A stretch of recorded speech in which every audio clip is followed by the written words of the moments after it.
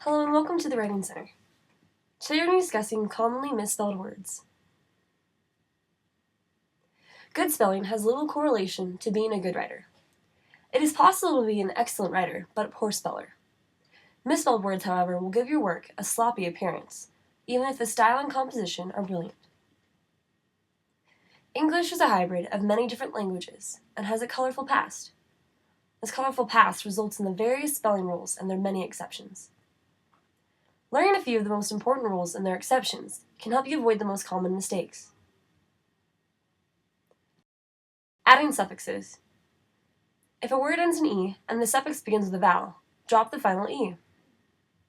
This works with words such as taking, baked, phoning, and lovable.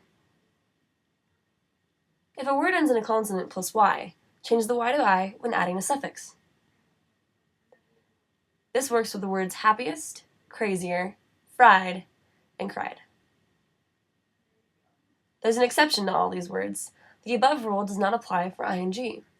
Frying, crying, supplying, etc. When adding full to the end of a word, drop the second L. It's joyful, not joyful. Harmful, not harmful. IE versus EI. Perhaps you remember this rule from the rhyme. Place I before E except after C, or when sounded in A as in neighbor and way. Here are some examples of when this rule is correct. I before E. Works with words such as friend, niece, fiend, peace, believe, fierce, die, field.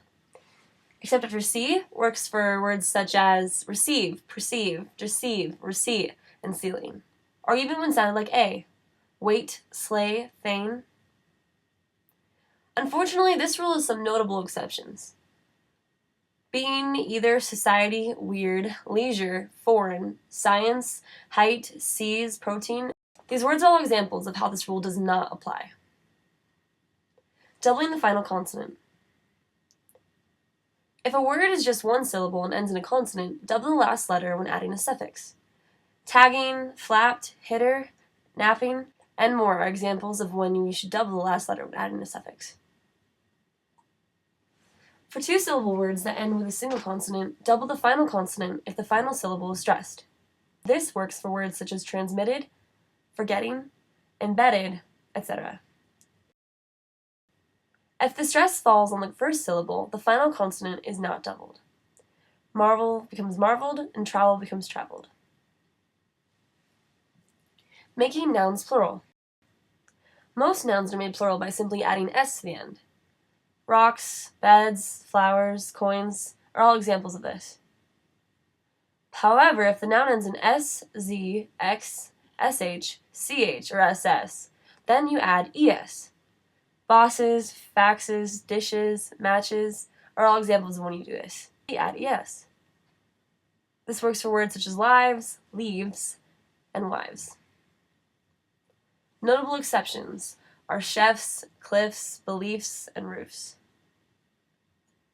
Using ible versus able. How do you know which suffix to use, ible or able?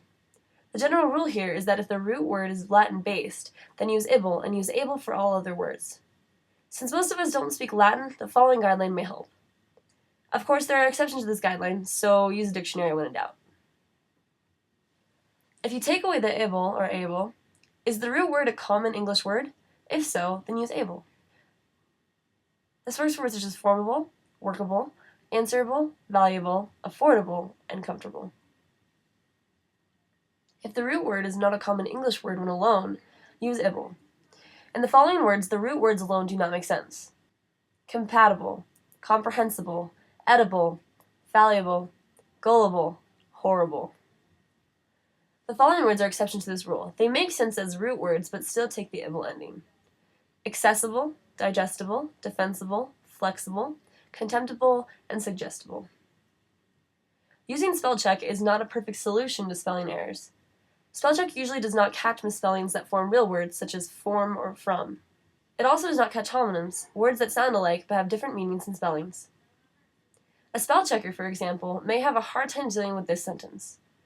I come from a place where we do not know how to beat the other team. American versus British spelling. Some words have different spellings in American English and British English. For example, center and center, check and check, color and color, and gray and gray. Thank you so much for watching. For any further questions, feel free to contact the Writing Center.